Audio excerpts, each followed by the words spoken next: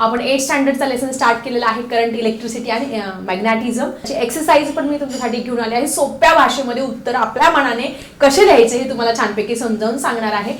म्हणजे तुम्हाला जे मोठे मोठे डायजेस्टमध्ये सगळीकडे उत्तरं दिलेली असतात ते पाठ करायची गरज नाही. आपण पुस्तकातूनच सोपी आपल्या मनाची भाषा यूज करून हे उत्तर लिहिणार आहोत. सो स्टुडंट, आपल्याला बघायचं आहे या एक्सरसाइज मधला 5 नंबरचा क्वेश्चन. सो काय क्वेश्चन आहे? Describe the construction and working of dry cell. Dry सेलचं कन्स्ट्रक्शन अँड वर्किंग आपल्याला एक्सप्लेन करायला लावलं आहे.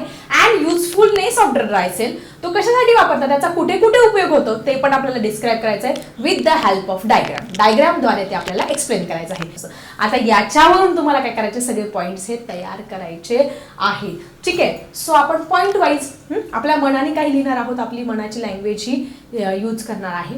फर्स्ट ऑफ ऑल तुम्ही कन्स्ट्रक्शन अँड वर्किंग मध्ये, कन्स्ट्रक्शन अँड वर्किंग वरती हेडिंग काय टाका, construction and working of dry cell. So first take one dry cell. Take one dry cell. या ड्राय सेलला लॅकलाइन सेल सुद्धा म्हणतात. ड्राय, ठीक आहे. सगळ्यात पहिले काय घेतलं, take one dry cell.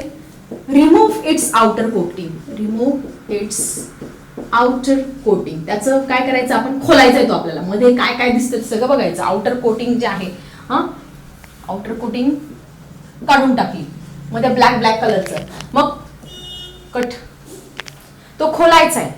Take one dry cell, remove its outer coating. Outer coating आपण काढून टाकली. ते आउटर कोटिंग खोलल्यानंतर तुम्हाला inside you will find a whitish metal layer called as a zinc metal layer. याच्यानंतर तुम्हाला सगळ्यात पहिले खोलल्यानंतर काय दिसेल, हा झिंक मेटल लेअर दिसणार आहे. मग लिहा तुम्हाला इनसाइड, आपल्या मनाने लिहा, इनसाइड यू विल फाइंड, खोलल्यानंतर सगळ्यात पहिले काय दिसणार आहे तुम्हाला, झिंक लेअर दिसणार आहे. And this is called as a negative terminal of the cell. Zinc layer काय होणार आहे तुम्हाला सांगितलं, it acts as a negative terminal. ते पण मेन्शन करा. तो नेगेटिव्ह टर्मिनल म्हणून ऍक्ट होणार आहे कोण, झिंक लेअर. ठीक आहे. फर्स्ट पॉईंट झाला take one dry cell and remove its outer coating. खोल्यानंतर मध्ये काय दिसेल, you will find a whitish metal layer called as zinc layer and it is act as a negative terminal. ठीक आहे. त्याच्यानंतर पुढच्या पॉईंटमध्ये तुम्ही काय लिहिणार आहात. देन मग काय करणार, now carefully breaks the next layer. तो नेक्स्ट लेअर केअरफुली काय करायचा, केअरफुली ब्रेक करायचे.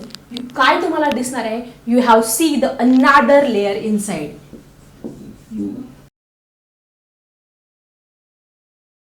मग या इलेक्ट्रोलाइट मध्ये काय आहे तुमचे, पॉझिटिव्ह अँड नेगेटिव्ह चार्जेस असणार आहे which carry the electricity.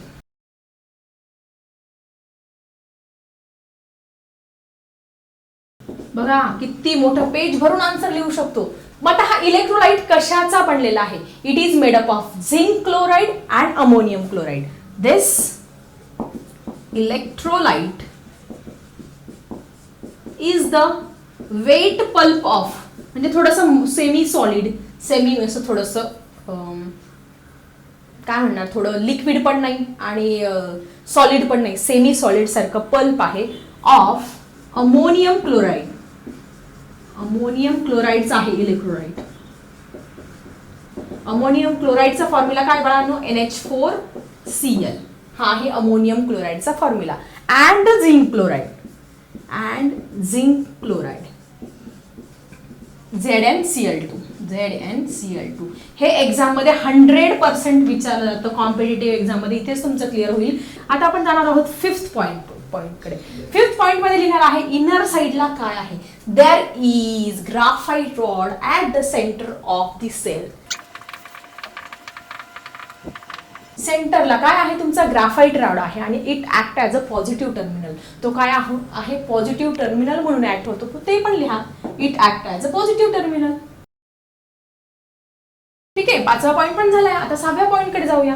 That is the paste of manganese dioxide get fill outside this rod. Which rod, that is graphite rod. त्या कार्बन रॉड सुद्धा म्हणतात, काही ठिकाणी ग्राफाइट रॉड सुद्धा म्हणतात. याच्या आउटसाइडला कसली पेस्ट आहे, मॅग्नीज डायऑक्साइड. मग आता हे लिहायचं आपल्याला आपल्या भाषेमध्ये.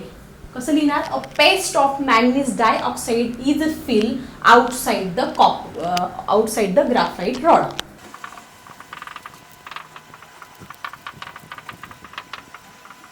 ठीक आहे, अशा पद्धतीने आपण लेअर मधून लेअर. आता काय होणार आहे? ड्यू टू केमिकल रिएक्शन, आता हा जो कार्बन रॉड आहे मॅंगनीज डायऑक्साईड हा इलेक्ट्रोलाइट आहे, अमोनियम क्लोराईड आणि झिंक क्लोराईड यांच्यामध्ये काय होणार आहे? केमिकल रिएक्शन होणार आहे. केमिकल रिएक्शनमुळे काय होणार? आयन तयार होणार आणि त्याच्यामुळे इलेक्ट्रिसिटी प्रोड्यूस होणार आहे दोन्ही लेअरमध्ये. Due to the chemical reaction between all these electrolytes the electric charges get produce and due to charges is produce between positive terminal and the negative terminal. That is positive terminal is a graphite rod and the negative terminal is a zinc layer. The electricity get produced in the same. चला आपण पटापट लिहूया.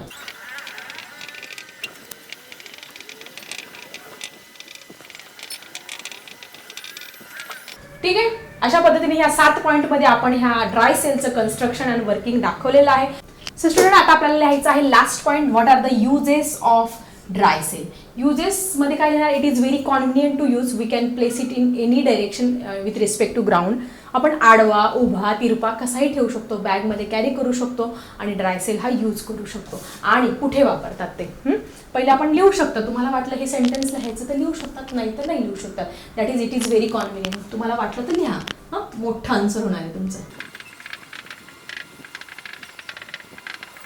तो एक extra point मी इथे add केला. अशा पद्धतीने आपण कुठल्याही दिशेला ठेवू शकतो. आणि कुठे? इट इज यूज इन, कशामध्ये वापरतात? It is use in torches. तुमचे जे टॉर्च आहे तिथे. It is use in a wall clock. तुमचं जे भिंतीवरचं घड्याळ आहे तिथे सुद्धा काय वापरतात? ड्राय सेल वापरत असतात. And it is use in radios. रेडिओजमध्ये सुद्धा ह्या ड्राय सेलचा उपयोग होत असतो.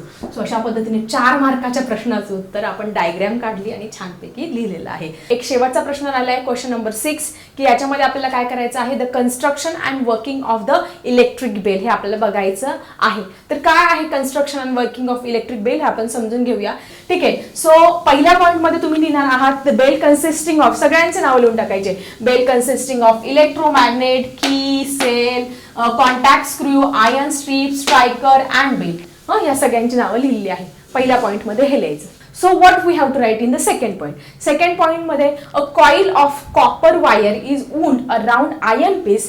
It works as an electromagnet. Second point मध्ये आपल्याला याचं एक्सप्लेनेशन करायचं आहे इलेक्ट्रोमॅग्नेटचं. हे काय घेतलं आहे? Iron strip. वी टेक, आपल्या भाषेत लिहिलं तर आहे, we take iron strip and wound copper wire around it and it acts as a electromagnet. आपण 2 आयर्न स्ट्रिप्स घेतल्या, त्याच्या भोवती कॉपर वायर गुंडाळली आणि तो इलेक्ट्रोमॅग्नेट म्हणून ऍक्ट करतो. इलेक्ट्रोमॅग्नेट म्हणजे तात्पुरत्या स्वरूपामध्ये त्याच्यामध्ये चुंबकत्व निर्माण झालं.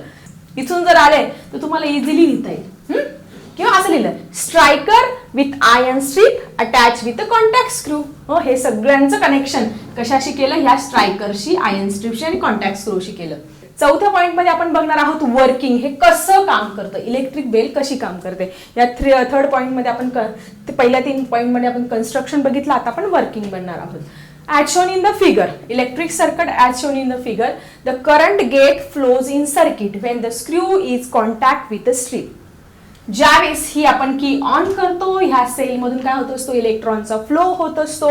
देन ॲट दॅट टाइम काय होत असतं? That is when the screw is contact with the strip. हा जो कॉन्टॅक्ट स्क्रू आहे ह्या आयर्न स्ट्रीपच्या कॉन्टॅक्ट मध्ये येतो, त्याच्याकडे चिटकतो, त्याच्यावरती अट्रॅक्ट होतो. कधी? ज्यावेळेस आपण त्याच्यातून इलेक्ट्रिसिटी पास करणार आहोत.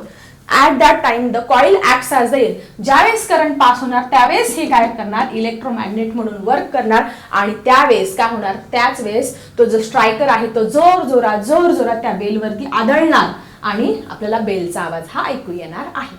हे आहे त्याचं वर्किंग. आता वर्किंग मध्ये काय लिहिणार आहात? वर्किंग मध्ये तुम्हाला दिलेलं आहे the current get flows in circuit when the screw is contact with strip. Screw is contact with iron strip and here the coil acts and at that time same the coil acts as the electromagnet which attract the iron strip. मग आता हे electromagnet act झाल्यानंतर ही iron स्ट्रीपला काय करत असते? Attract करत असते. ठीक आहे. फोर्थ पॉईंट पण तुम्हाला समजला असेल. आणि फिफ्थ पॉईंटमध्ये आवाज येतो हे लिहायचं आहे. Here striker hits the bell and sound is created. त्या टाइमला स्ट्रायकर हा हिट करतो आणि त्या बेलमधून आपल्याला आवाज हा ऐकायला येत असेल. So I think construction and working तुम्हाला समजलं असेल. सो स्टुडंट, लास्ट पॉईंटमध्ये आपण काय लिहिणार आहोत? At the same time Wien electric supply stops the electromagnet loses it's magnetism and the ion strips move back and sound stops.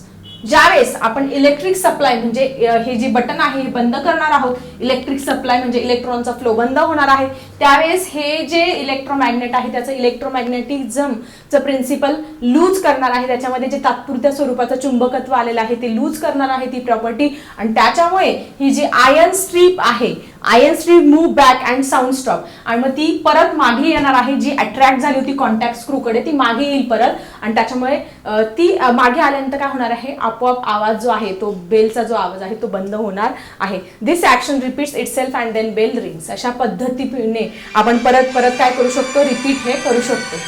So I think तुम्हाला construction and working of electric bell कसं आहे समजलं असेल. ही diagram draw करा आणि त्याच्यावरून हे सगळे पॉईंट्स हे रिपीट करायचे आहेत. सो अशा पद्धतीने आपण इथे तुमचा जो लेसन आहे करंट, इलेक्ट्रिसिटी आणि मॅग्नेटिझम हा इथे कंप्लीट केलेला आहे.